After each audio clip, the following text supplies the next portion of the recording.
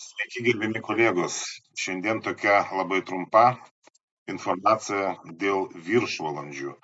Tiesiog irgi prieš keletą dienų čia savaitgalį pasirodė Facebook'e toks yra advokatas Osvaldas Raščiukevičius. Tai buvo labai toks trumpas reelsas jo dėl viršvalandinių darbų. Taigi tikrai nenoriu kritikuoti, iš tikrųjų viskas labai gerai buvo pasakyta dėl viršvalandžių.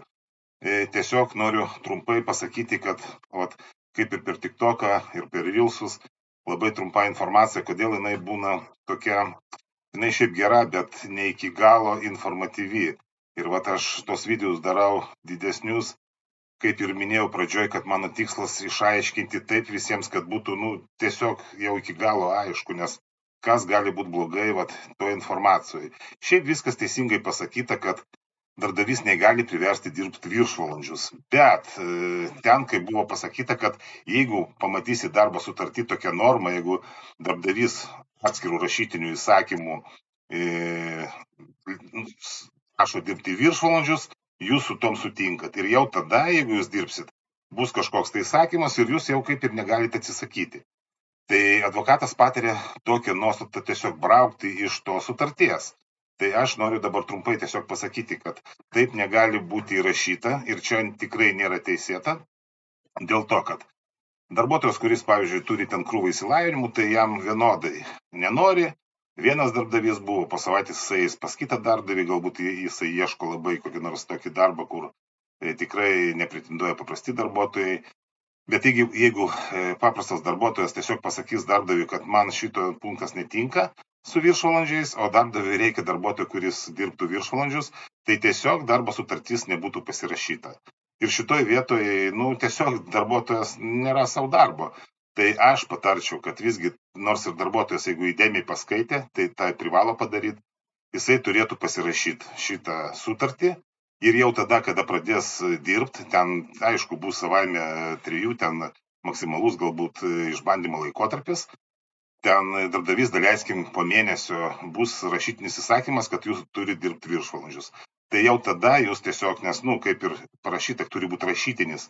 Jūs turite išsaugoti tą įrodymą, kad jūs prašo dirbti viršvalandžius, arba ten įrašą kažkokį tai padaryti. Ir tada jau tiesiog tuo metu jau atsisakyti, kad jūs negalite, ar dėl šeimininių priežasčių, ar jums tiesiog, neišeina dirbti tų viršvalandžių, nes jūs negalit. Ir tada jau, jeigu darbdavys matys, kad, jūs jam netinkat ir bandys atleisti jūs pagal 36 straipsnį, nepraėjus išbandymo laikotarpį, jūs tikrai galėsite sėkmingai inicijuoti darbo ginčą, jeigu turėsite įrodymus, kad jūs tiesiog atsisakėte dirbti viršvalandžius, ir darbdaviui jūs dėl šito netikot. Jam reikalingi tiesiog žmonės, kurie dirba viršvalandžius. O čia ir yra pareiga, kaip sakyti, teisė darbuotojų sutikti dirbti viršvalandžius ar jos nesutikti. Tai čia toks trumpas video. Tai kolegos, laukite sekmadienį, vis tiek bus kažkoks tai naujas įrašas. Bet čia tiesiog tokia trumpa informacija, kad visiems būtų aišku, nes iš tikrųjų pas šitą advokatą yra labai daug sekėjų, virš 24 000. Tai tikrai, kad paprasti žmonės nesusipainiotų ir kad tiesiog žinotų iki galo, nes ta trumpa informacija, jinai galbūt ir gera, bet kaip sakoma, kokybė, žinokit, jinai negali būti labai skubota ir vis tiek, kad gerai viską suprast, turi būti laiko. Tai tada, kolegos, aš šiandien su jumis atsisveikinu, dar kartą dėkoju, matau, kad vis tiek po biškį prisirašinėjo žmonės, biškį didėja peržiūrų, tai aš tikiu, kad visgi patinka mano tie įrašai, tai dar kartą visiems ačiū ir gražios likusios dienos.